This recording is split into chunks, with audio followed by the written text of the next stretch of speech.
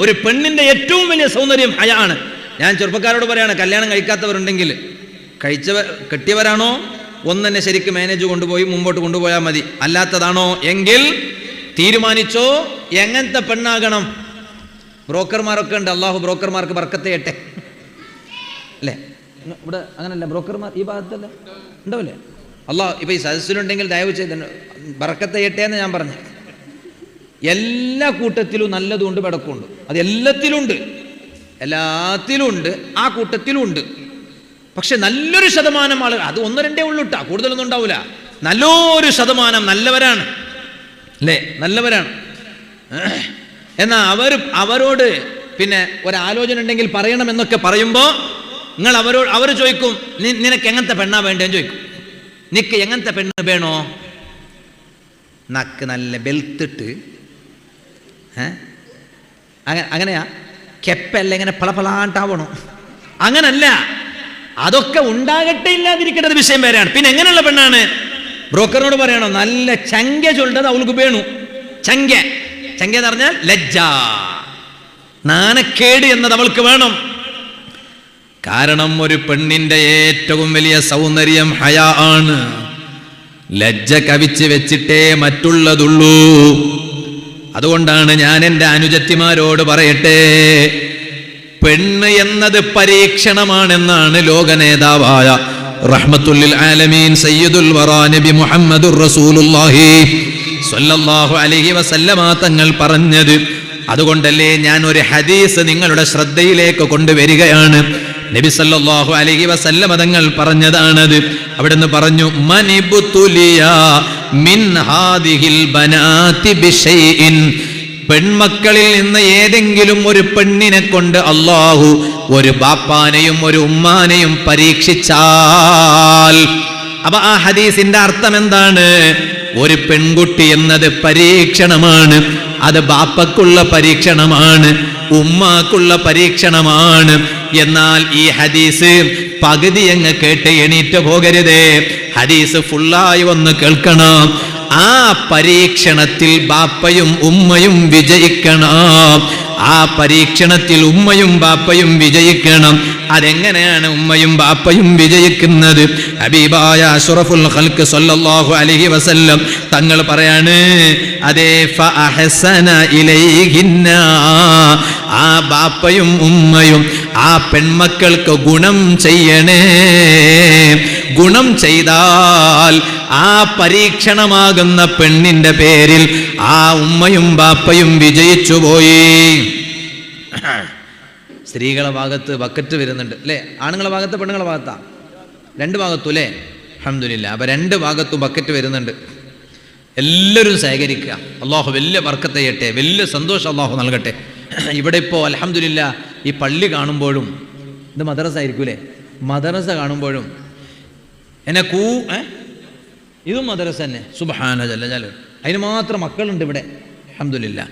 മദ്രസയും പള്ളിയും മാത്രമല്ല, പരിസരം കാണുമ്പോൾ നല്ല വൃത്തിയുണ്ട്. ഞാൻ ഈ മഹല്ല് കമ്മിറ്റിക്കാരെ അഭിനന്ദിക്കുകയാണ്. അല്ലാഹു നിങ്ങൾക്ക് ബർക്കത്ത് ചെയ്യട്ടെ അല്ലേ?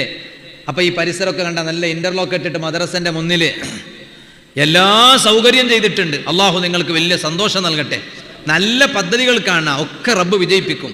പള്ളിയുമായി ബന്ധപ്പെട്ട പദ്ധതി, മദ്രസയുമായി ബന്ധപ്പെട്ട പദ്ധതി, എപ്പോഴും അതിനെക്കുറിച്ച് തന്നെ ആലോചിക്കുക. അതിന് വലിയ ഫലം കിട്ടും. ഒക്കെ യുദ്ധത്തിന്റെ പ്രതിഫലം കിട്ടും. ഫീ സബീലില്ല. നമ്മുടെ ചിന്തകൾ മുഴുവനും ഇനി പള്ളിയെ ഉഷാറാക്കലെങ്ങനെ, പള്ളിന്റെ കാര്യങ്ങൾ നടത്തലെങ്ങനെ, മദ്രസയെ ഉഷാറാക്കലെങ്ങനെ, മദ്രസയുടെ കാര്യങ്ങൾ നടത്തലെങ്ങനെ, അതിനുള്ള വഴി എങ്ങനെയാണ് അതിലേക്കുള്ള വഴി ഒക്കെ ചിന്തിച്ചുകൊണ്ടിരിക്കുക. നടന്നില്ലെങ്കിലും ചിന്തിച്ചതിന്റെ പ്രതിഫലം കിട്ടും. ചിന്തിച്ചതിന്. അതുകൊണ്ടാണ് തഫക്കുർ എന്നത് വലിയ ഇബാദത്തല്ലേ? എത്രയോ കൊല്ലം ഇബാദത്ത് ചെയ്യുന്നതിനേക്കാളും വലിയ ഇബാദത്താണ് ചിന്തിക്കുക. നല്ലതിനെങ്ങനെ ചിന്തിക്കുക. ചിന്തിക്കണമെങ്കിൽ നമുക്കിപ്പോൾ ഒന്നും വേണ്ടല്ലോ, ഇരുന്നിട്ട് ഇങ്ങനെ ചിന്തിക്കന്നെ. കുറേ തെറ്റുകൾ ചിന്തിക്കുന്നതിനേക്കാളും നല്ലത് നമുക്കിങ്ങനെ ഇപ്പൊ പള്ളിയൊക്കെ അങ്ങനെ ഇപ്പൊ പള്ളിൻ്റെ ഒക്കെ വരുമാനത്തിന് എന്താ ചെയ്യുക എന്നിങ്ങനെ ചിന്തിക്കന്നെ. അതിന്റെ വഴി കണ്ടെത്തുക. അള്ളാഹു നിങ്ങൾക്കൊക്കെ വലിയ ബർക്കത്ത് ചെയ്യട്ടെ, വലിയ സന്തോഷം നൽകട്ടെ. ഞാൻ പറഞ്ഞു വന്നത്, അപ്പൊ ബക്കറ്റ് വരുമ്പോ നല്ല ഒരു ബർക്കത്തിന്റെ സംഖ്യകൾ അതിലൊക്കെ ഇടുക. അള്ളാഹു നിങ്ങൾക്ക് അതിന് പകരം ഒരുപാട് സന്തോഷം രണ്ട് ലോകത്തും നൽകട്ടെ. ഞാൻ എൻ്റെ വാല് ചുരുക്കുകയാണ്. ഇതങ്ങ് പറഞ്ഞിട്ട് അതാ 11 മണി ആവാറായി. അപ്പൊ 5 മിനിറ്റ് ഉള്ളൂ, ഞാൻ എൻ്റെ വാല് അവസാനിപ്പിക്കാൻ. ഞാൻ പറഞ്ഞു വന്നത്, പെണ്ണ് പരീക്ഷണം. ആ പരീക്ഷണത്തിൽ ഉമ്മയും ബാപ്പയും വിജയിച്ചു. എങ്ങനെ? അതാണ് നബി സല്ലല്ലാഹു അലൈഹി വസല്ലമ തങ്ങൾ പറഞ്ഞത്, ആ പെൺമക്കൾക്ക് ഗുണം ചെയ്യലുകൊണ്ട്. അവിടെ മഹാന്മാർ പറഞ്ഞു, എങ്ങനെയാണ് പെൺമക്കൾക്ക് ഗുണം ചെയ്യൽ? ആ ഗുണം ചെയ്തൽ എന്ന വിഷയം പറഞ്ഞപ്പോ മഹാന്മാര് കാര്യമായും പറഞ്ഞത്, അനുയോജ്യരായ പുതിയാപ്പിളമാരെ തേടിപ്പിടിച്ച് ഈ പെൺമക്കളെ കെട്ടിച്ചയക്കുക. എങ്ങനെയെങ്കിലും കണ്ടു കാണുന്നവന്റെ കയ്യിൽ ഏൽപ്പിച്ചു കൊടുക്കലല്ല, അതുപോലെ തന്നെ കണ്ടു കാണുന്നവന് കെട്ടിച്ചയക്കലല്ല. ബാപ്പ ചിന്തിക്കണം, ഉമ്മ ചിന്തിക്കണം, എന്റെ ഭാരമായിട്ട് ഒരിക്കലും കാണരുത്. ഒരു ഭാരം അവസാനിപ്പിക്കലല്ല, അത് വലിയ ഉത്തരവാദിത്വമാണ്.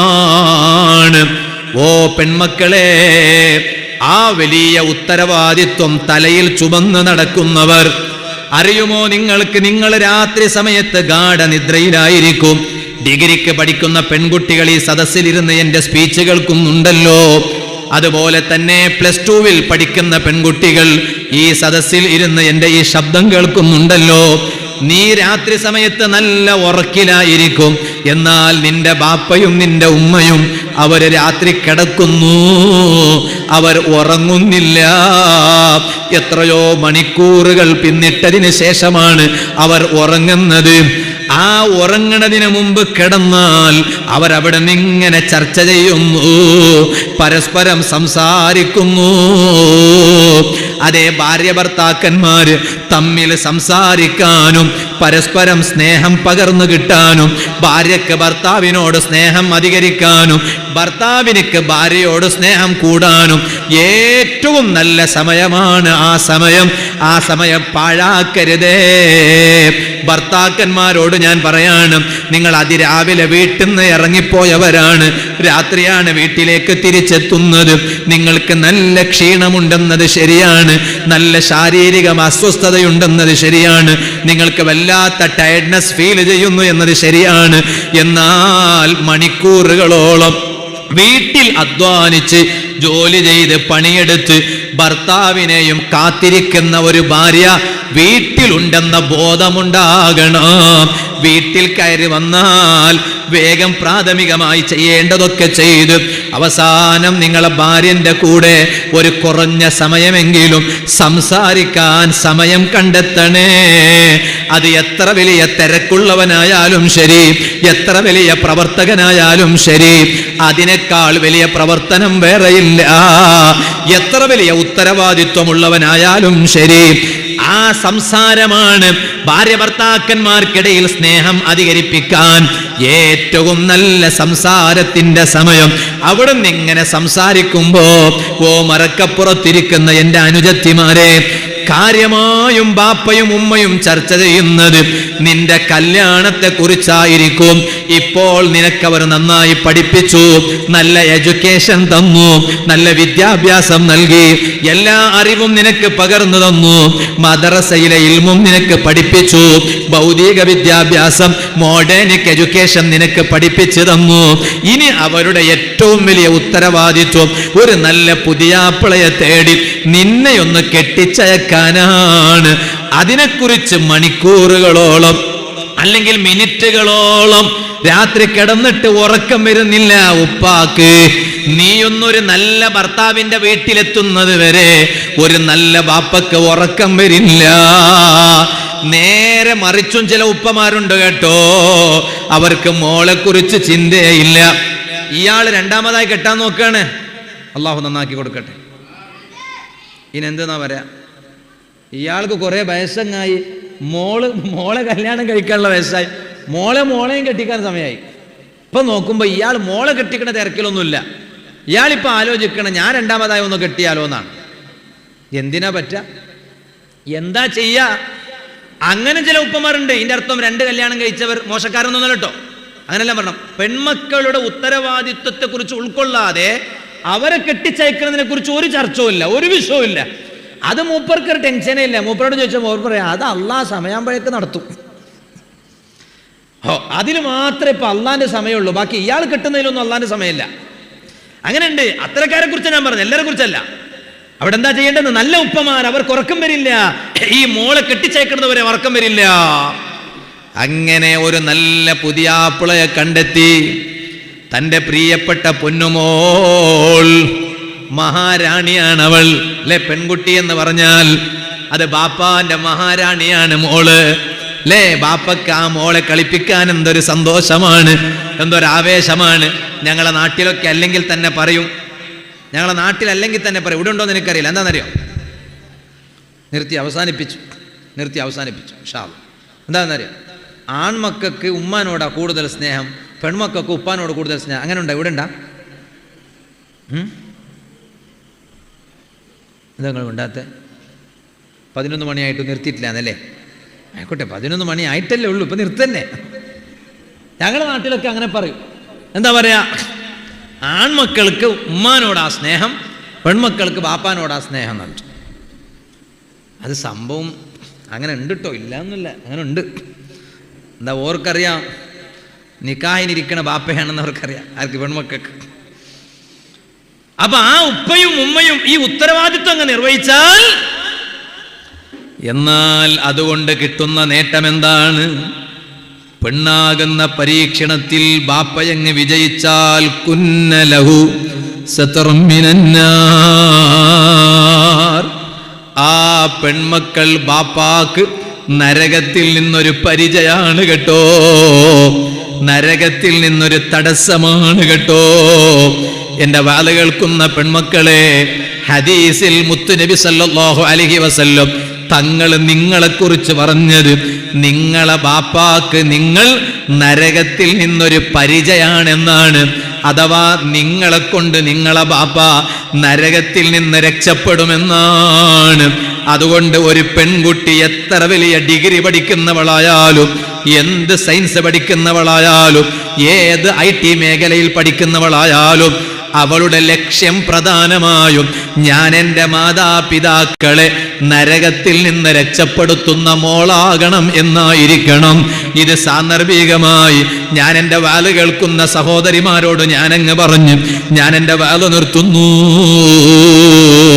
3 സ്വഭാവത്തിൽ ഒന്നേ പറഞ്ഞിട്ടുള്ളൂ.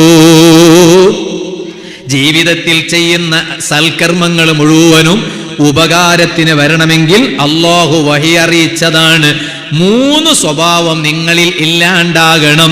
അതിൽ ഒന്ന് മാത്രമേ ഇതുവരെ പറഞ്ഞിട്ടുള്ളൂ. ഏതാണ്? ഒന്ന്, ഹുബ്ബുദ്ദുനിയാ, ദുനിയാവിനോടുള്ള സ്നേഹം നിങ്ങൾ മാറ്റിവെക്കണം. ഇനി 2 കാര്യങ്ങളുണ്ട്, അതിവിടെ വിശദീകരിക്കാൻ നേരമില്ല. ഞാനതങ്ങ് ഒറ്റ വാക്കിലങ്ങ് പറഞ്ഞ് ഞാൻ എൻ്റെ ഇന്നത്തെ വാദ് അവസാനിപ്പിക്കട്ടെ. 2ാമത്തെ സ്വഭാവം അല്ലാഹു തആല വഹി അറിയിക്കുകയാണ്, നബിയേ നിങ്ങൾ അവരോടൊന്ന് പറഞ്ഞു കൊടുക്കണം, ആ ആലിമിനോട് നിങ്ങളൊന്ന് പറഞ്ഞു കൊടുക്കണം. എന്താണ് പറഞ്ഞു കൊടുക്കേണ്ടത്? മാറ്റിവെക്കേണ്ട 2ാമത്തെ സ്വഭാവം ഏതാണ്? അതേ, ഒന്ന് ദുനിയാവിനോടുള്ള സ്നേഹമാണ്. 2ാമത്തത് വമുറാഫഖത്തു ശൈത്താൻ, പിശാചിനോടുള്ള സഹവാസം കൈവിടണേ. പിശാചിയോടുള്ള സഹവാസം, നമ്മൾ അറിയാണ്ട് നമ്മൾ പിശാചിയോട് സഹവസിക്കുന്നുണ്ട്. ഇബ്ലീസ് സഹവസിക്കണ കോലം കണ്ടില്ലേ? ഇബ്ലീസ് ഉറക്കെ ചൊല്ലി. ഇനിയിപ്പോ ഞാൻ എന്ത് പറയാനാണ്? സയ്യിദുനാ ഇബ്ലീസ് എന്ന് പറയാൻ പറ്റൂലല്ലോ. അങ്ങനെയല്ലേ ഇപ്പൊ പറയാൻ പറ്റുള്ളൂ. സയ്യിദുനാ ഇബ്ലീസ് എന്ന് പറയാൻ പറ്റുമോ? അതുകൊണ്ട് ഇബ്ലീസുൽ ലഈൻ.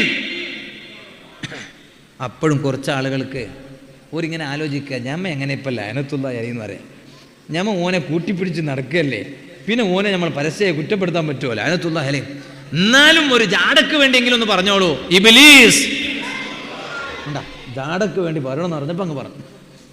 ഇതപ്പം ഞാൻ പറഞ്ഞേ, മുറാഫഖത്തു ശൈത്താൻ, പിശാചിനെ കൂട്ടി നിർത്തരുത്, കൈവിടണം. ആണ് മഹാന്മാർ ചോദിച്ചു, നീ സദസ്സിലൊക്കെ ഇരിക്കുമ്പോൾ നിന്നോട് ഇബ്ലീസ് എന്ന് പറയുമ്പോൾ നീ ജോറ് ലഅനത്തുല്ലാഹി അലൈഹി എന്ന് പറയും.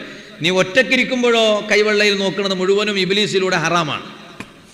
നിനക്കെങ്ങനെ ആ ഇബ്ലീസിനെ സ്വകാര്യമായി കൂട്ടിപ്പിടിക്കാനും കഴിയും, പരസ്യമായി ആക്ഷേപിക്കാൻ കഴിയും എന്ന് മഹാന്മാർ ചോദിക്കുകയാണ്. പണ്ടൊരാള് ജംറക്ക് കല്ലേറ് നടത്താൻ പോയില്ല. എവിടെ ജംറല്ല? കാസർഗോഡാ? പെരിയാരോ? അത് മെഡിക്കൽ കോളേജ്. എവിടെ ഉള്ളത്? ഒന്ന് സംസാരിക്കുക. നമ്മളെ വാൽ ഇങ്ങനെയാണ്, അങ്ങോട്ടും ഇങ്ങോട്ടും. അയാളെ എന്തെങ്കിലും കുറിച്ച് പഠിക്കാൻ പറ്റുള്ളൂ. എന്താണ് എവിടെ ഉള്ളത്? കല്ലേറ് നടത്തുന്ന ഒരു സ്ഥലമുണ്ട്, ജംറത്തുൽ അഖബ, ജംറത്തുൽ ഊല. എല്ലാവർക്കും ഒരു പേടി, ഇനിയിപ്പോൾ അമേരിക്കയിലുണ്ടോ താനോ റബ്ബേ? അമേരിക്കയിലൊന്നുമല്ല, കാനഡയിലൊന്നുമല്ല, മക്ക തന്നെ. നിങ്ങൾ വിചാരിച്ച തന്നെ മക്ക തന്നെ. അപ്പോൾ ഒരുത്തം പോയി അവിടെ കല്ലേറ് നടത്തി. അപ്പോൾ ഇബ്ലീസ് ചോദിച്ചില്ല അവനോട്, ഞങ്ങൾക്ക് തമ്മിൽ വേണം, ഞങ്ങൾക്ക് തമ്മിൽ, ഞമ്മ ഒന്നല്ലേ, നമുക്ക് തമ്മിൽ വേണ ഇതെന്ന് ചോദിച്ചില്ല. അത് ആരോടൊന്നും എന്നോട് ചോദിക്കാൻ വരണ്ട, അങ്ങനെ ചോദിച്ചെന്ന് ആരോ പണ്ട് ഇങ്ങനെ പറഞ്ഞു കേട്ട് ഞാൻ. തമാശക്കായിരിക്കും, പക്ഷെ സംഭവം ശരിയല്ലേ? തമാശക്കായിരിക്കും ആ പറഞ്ഞത്, സംഭവം ശരിയല്ലേ? എന്താണ്?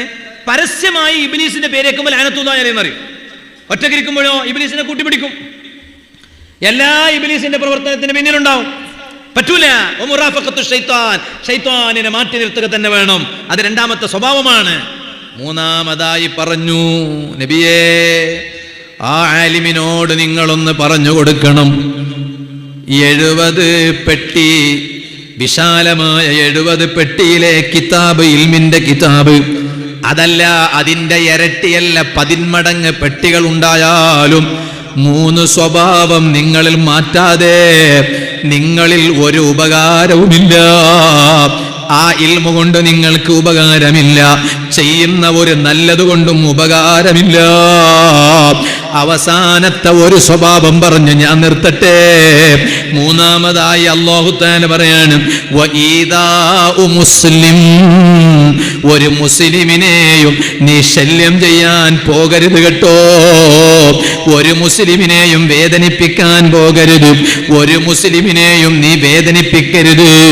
അതേ സുബ്ഹി ജമാഅത്തിന് 1-ാം സഫിൽ വന്ന് നിസ്കരിക്കുന്ന ബാപ്പാ, തഹജ്ജുദ് നിസ്കാരത്തിന് ഉണരുന്ന ഉമ്മ, എന്നും സുബ്ഹി ജമാഅത്തിന് പള്ളിയിൽ വന്നാൽ ഒരു യാസീൻ ഓതിയിട്ടല്ലാതെ പള്ളിയിൽ നിന്ന് പുറത്തേക്ക് ഇറങ്ങാത്ത ബാപ്പാ, എല്ലാ തിങ്കളാഴ്ച രാവും എല്ലാ വെള്ളിയാഴ്ച രാവും പള്ളിയിലെ സ്വലാത്ത് മജ്ലിസിൽ മുടങ്ങാതെ വന്നിരിക്കുന്ന ബാപ്പാ, സ്വലാത്തിന്റെ 39-ാം വാർഷിക പരിപാടിയിൽ വന്നിരിക്കുന്ന ഉമ്മ,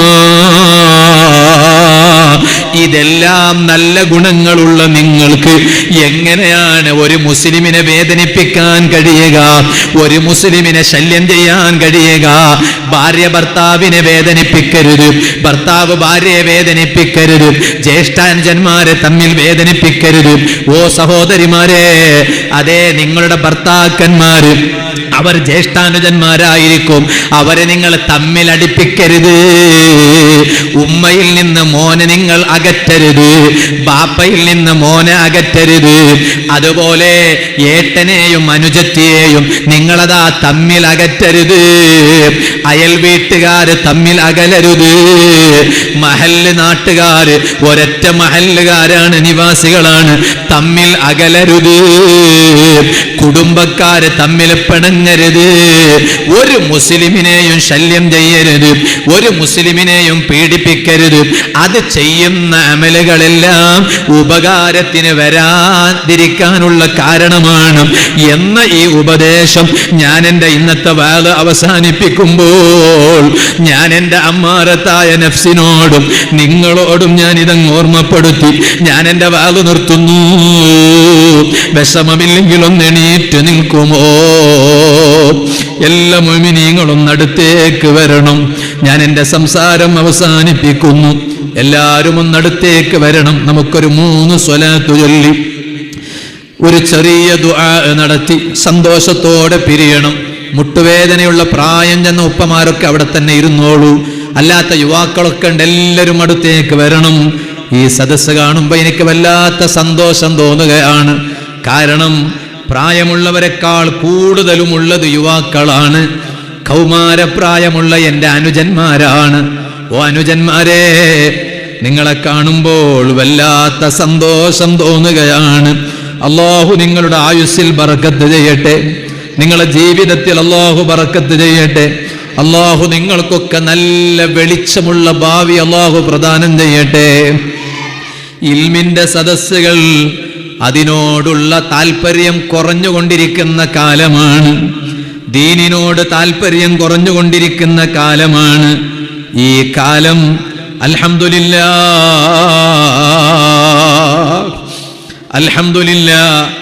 ഈ കാലത്ത് ഈ സദസ്സിൽ ഇത്രയെല്ലാം കൗമാരപ്രായമുള്ള മക്കളെ കാണുമ്പോൾ വല്ലാത്ത സന്തോഷം തോന്നിപ്പോയി. അതുകൊണ്ടാണ് ഒന്ന് മനസ്സുകൊണ്ട് ദുആ ചെയ്തത്, അല്ലാഹുവേ നീ ഇവർക്കൊക്കെ നല്ല ഭാവി നൽകണേ അല്ലാ. എനിക്കൊരു ദിവസമുണ്ട്, നിങ്ങൾക്കൊരു ദിവസമുണ്ട്. അതെപ്പോഴാണ്? ഖുർആനിൽ സൂറത്തുൽ കഹ്ഫിൽ അല്ലാഹ് പറഞ്ഞില്ലേ, വഉലിഅൽ കിതാബ്, നിങ്ങൾക്ക് മുന്നിൽ ഒരു കിതാബ് കൊണ്ടുവന്ന് വെക്കപ്പെടും. നിങ്ങൾ ചെയ്ത നന്മയും തിന്മയും എല്ലാം റെക്കോർഡ് ചെയ്യപ്പെട്ട കിതാബാണ്. ഫതറൽ മുജ്രിമീന മുഷ്ഫിഖീന മിമ്മാ ഫീഹി, തെമ്മാടികൾ ആ കിതാബിലേക്ക് ഇങ്ങനെ നോക്കുമ്പോൾ അവര് നല്ലത് ചെയ്തിട്ടില്ല, തെറ്റ് മാത്രം ചെയ്ത് ജീവിച്ചവരാണവർ. അവരാ കിതാബിലേക്ക് നോക്കുമ്പോൾ അവരങ്ങ് പേടിച്ചു പോകും. വയഖൂലൂന, അവരീ കിതാബിലേക്ക് നോക്കിയിട്ട് പറയും, മാലിഹാദൽ കിതാബ്, ഈ കിതാബിന്റെ അവസ്ഥ എന്താണ്? ഈ ബുക്കിന്റെ അവസ്ഥ എന്താണ്? ലാ യുഗാദിറു സ്വഗീറതൻ വലാ കബീറതൻ ഇല്ലാ അഹ്സാഹാ, ഒരു ചെറുതും അതേ ഇവിടെ ഒഴിവായിട്ടില്ല, ഒരു വലുതും ഒഴിവായിട്ടില്ല. വവജദൂ മാ അമിലൂ ഹാദിറാ, ആ തെമ്മാടികൾ ചെയ്ത എല്ലാ തെറ്റുകളും അവരുടെ മുന്നിൽ പ്രത്യക്ഷപ്പെട്ടുപോയി. എത്ര നിസ്കാരമാണ് ഖളായത്, എത്രയാണ് മദ്യപിച്ചത്, എത്രയാണ് കഞ്ചാവടിച്ചത്, എത്രയാണ് വ്യഭിചരിച്ചത്, എത്രയാണ് ഗീബത്ത് പറഞ്ഞത്, എത്രയാണ് ചീത്ത പറഞ്ഞത്, എത്രയാണ് ഫിത്നയുണ്ടാക്കിയത്, എത്രയാണ് ഫസാദ് പറഞ്ഞത്, എത്രയാണ് കള്ളം പറഞ്ഞത്, എത്രയാണ് മോഷ്ടിച്ചത്, എല്ലാം മുന്നിൽ പ്രത്യക്ഷപ്പെട്ടുപോയി. റബ്ബിന്റെ അദാബിന് അവനങ്ങ് ഒരുങ്ങുകയാണ്. വലാ യളിമു റബ്ബുക അഹദാ, നിങ്ങൾ ആരും ചെയ്യാത്ത തെറ്റ് അല്ലാഹു തആല ഇവിടെ മുന്നിൽ കൊണ്ടുവന്ന് വെച്ചതല്ല. ഇതെല്ലാം നിങ്ങൾ ഓരോരുത്തരും ചെയ്ത തെറ്റുകളാണ്. അങ്ങനെയെല്ലാം മുന്നിൽ കൊണ്ടുവന്ന് വെക്കുന്നൊരു ദിവസമുണ്ട്. ആ ദിവസം സാധുവായ ഞാനങ്ങ് രക്ഷപ്പെടണം, നിങ്ങൾ രക്ഷപ്പെടണം. ഈ ദുനിയാവിൽ കൂടുതലും എന്താണോ ചെയ്യുന്നത്, ആ ചെയ്ത നന്മ പരലോകത്തും ചെയ്യാൻ അവസരമുണ്ടാകും. ഇവിടുന്ന് കൂടുതലും സ്വതക്ക ചെയ്യാറുണ്ടോ, ആ നന്മ പരലോകത്ത് ചെയ്യാനും അല്ലാഹു അവസരം തരും. ധാരാളം നല്ലത് ചെയ്യണം, ഒരുപാട് സൽക്കർമ്മങ്ങൾ അധികരിപ്പിക്കണം. അതാണ് ഖബറിലേക്കുള്ള സമ്പാദ്യം, ആഖിറത്തേക്കുള്ള സമ്പാദ്യം. ഒരു ചെറിയ ചരിത്രം പറഞ്ഞു ഞാൻ എന്റെ വാദം നിർത്തുന്നു. ഉമ്മമാരെ, സയ്യിദത്തുനാ ബീവി ആയിഷ റളിയല്ലാഹു അൻഹാ, ആയിഷ ബീവി റളിയല്ലാഹു അൻഹ പറയാണ്, ഞാൻ ഒരിക്കൽ ഒരു ദിവസം ഇങ്ങനെ ഇരിക്കുകയാണ്. അവിടെ ഇങ്ങനെ ഇരിക്കുമ്പോൾ ഒരു പെണ്ണ് എന്റെ അരികിൽ വന്നു. ആ പെണ്ണിന്റെ കയ്യ്, ആ പെണ്ണ് കുപ്പായ കൈ കൊണ്ട് കൈ ഇങ്ങനെ മറച്ചു വെച്ചിരിക്കുകയാണ്. ആ പെണ്ണിന്റെ കൈ പുറത്തേക്ക് കാണുന്നില്ല. കുപ്പായ കൈയിന്റെ ഉള്ളിൽ ആ പെണ്ണ് കൈയങ്ങ് മറച്ചു വെച്ചിരിക്കുകയാണ്. ആയിഷ ബീവി റളിയല്ലാഹു അൻഹ ആ പെണ്ണിനോട് ചോദിച്ചു, അല്ല പെണ്ണേ, നിന്റെ കൈയിനെന്താണ് പറ്റിയത്? നിന്റെ കൈയിനെന്താണ് പറ്റിയത്? ആ പെണ്ണ് പറഞ്ഞു, ലാ തസ്അലീനി യാ ഉമ്മൽ മുഅ്മിനീൻ, ഓ മുഅ്മിനീങ്ങളെ ഉമ്മയായ ആയിഷ ഉമ്മ റളിയല്ലാഹു അൻഹ, എന്നോട് ദയവ് ചെയ്ത് നിങ്ങൾ ഇത് ചോദിക്കരുത് കേട്ടോ. ഇല്ല, നീ പറയുക തന്നെ വേണം, എന്താണ് നിന്റെ കൈയ്ക്ക് പറ്റിയത്? അപ്പോഴാണ് ആ സ്ത്രീ അവിടെ നിന്ന് പറയാണ്, ഓ ആയിഷ ഉമ്മ റളിയല്ലാഹു അൻഹ, എനിക്ക് മാതാപിതാക്കൾ ഉണ്ടായിരുന്നു. എന്റെ ബാപ്പക്കൊരു സ്വഭാവമുണ്ട്. എന്താണ് ബാപ്പാന്റെ സ്വഭാവം? വകാന അബീ യുഹിബ്ബു സ്വദഖ, എന്റെ ബാപ്പ കൂടുതലും സ്വദഖ ചെയ്യുന്ന ആളായിരുന്നു, സ്വദഖ ചെയ്യുന്നത് ഇഷ്ടപ്പെടുന്ന ആളായിരുന്നു. എന്നാലോ എന്റെ ബാപ്പ സ്വദഖ ചെയ്യുമ്പോ എന്റെ ഉമ്മാക്ക് ഇത് തീരെ കണ്ടുകൂടാ. അങ്ങനെ ചില പെണ്ണുങ്ങന്മാരുണ്ട്, ഭർത്താവ് പള്ളിക്ക് കൊടുക്കുമ്പോൾ അതിനെ ബ്ലോക്ക് ചെയ്ത് വെക്കുന്ന ഭാര്യമാരുണ്ട്. ഭർത്താക്കന്മാര് കുടുംബത്തിലെ പാവങ്ങൾക്ക് സഹായിക്കുമ്പോ അത് വേണ്ടാന്ന് പറഞ്ഞു കൊടുക്കുന്ന ഭാര്യമാരുണ്ട്. അങ്ങനെയല്ലല്ലോ സ്ത്രീകൾ വേണ്ടത്. നല്ല ഭാര്യമാരാണെങ്കിൽ ഭർത്താവ് ചെയ്യുന്നതിനോടൊക്കെ സഹകരിക്കല്ലേ വേണ്ടത്. വേറെ ചില ഭർത്താക്കന്മാരുണ്ട്, പള്ളിക്ക് നന്നായി കൊടുക്കും, മദ്രസക്കും കൊടുക്കും, വേണ്ടി വന്നാൽ ഒറ്റക്ക് തന്നെ പള്ളി ഉണ്ടാക്കി കൊടുക്കും. എന്തേ കാരണം? ആളുകൾക്കിടയിൽ വലിയ പേരല്ലേ, അതെ, ഷാലിട്ടിട്ട് ആദരിക്കപ്പെടുമല്ലോ, അതുപോലെ പത്രത്തിൽ പേര് വരുമല്ലോ. എന്നാലോ സ്വന്തം ഭാര്യക്ക് ഒരു തുണി വാങ്ങി കൊടുത്തിട്ടുണ്ടാകൂല, അല്ലെങ്കിൽ വീട്ടിൽ ഭാര്യന്റെ കാര്യം ചിലപ്പോൾ ശ്രദ്ധിക്കൂല, കുട്ടികളെ കാര്യം ശ്രദ്ധിക്കൂല, അവരിലേക്ക് തിരിഞ്ഞു നോക്കുക പോലുമില്ല. സുബ്ഹാനല്ലാഹ്, ഏറ്റവും വലിയ ചെലവഴിക്കൽ അത് സ്വന്തം കുടുംബത്തിന് ചെലവഴിക്കുന്നതാണെന്ന് ലോക നേതാവായ റഹ്മത്തുൽ ആലമീൻ മുഹമ്മദുർ റസൂലുള്ളാഹി സ്വല്ലല്ലാഹു അലൈഹി വസല്ലം തങ്ങൾ പറഞ്ഞതല്ലേ. ഈ മോൾ എങ്ങനെയാ പറഞ്ഞത്? എന്റെ ബാപ്പക്കൊരു സ്വഭാവമുണ്ട്, ബാപ്പ സ്വതക്ക നന്നായി ചെയ്യുന്ന അതിനെ ഇഷ്ടപ്പെടുന്നതാണ് എന്റെ ബാപ്പ. ഉമ്മയാണെങ്കിലോ അതിനോട് വലിയ വെറുപ്പുള്ളവരാണ് എന്റെ ഉമ്മ. അങ്ങനെ എന്റെ ഉമ്മ സ്വതക്ക ചെയ്തതായിട്ട് ഞാൻ കണ്ടിട്ടേ ഇല്ല. ബാപ്പ ധാരാളം സ്വതക്ക ചെയ്യുന്നത് ഞാൻ കണ്ടിട്ടുണ്ട്, എന്റെ ഉമ്മ സ്വതക്ക ചെയ്യുന്നത് ഞാൻ കണ്ടിട്ടില്ല. അങ്ങനെ ഞാനിതാ സ്വപ്നം കാണാണ്. സ്വപ്നത്തിൽ ഖിയാമത്ത് നാൾ ഇങ്ങനെ സംഭവിക്കുകയാണ്. എന്റെ ഉമ്മ ഒരിടത്ത് നിൽക്കുന്നുണ്ട്, ഉമ്മ വല്ലാത്ത പ്രയാസത്തിലാണ്, ഉമ്മാക്ക് വല്ലാത്ത ദാഹമുണ്ട്. ഉമ്മ അവിടെ നിന്ന് ഇങ്ങനെ വിളിച്ചു പറയാണ്, വാഅത്ഷാ വാഅത്ഷാ വാഅത്ഷാ, ഓ എന്റെ ദാഹമേ, ഓ എന്റെ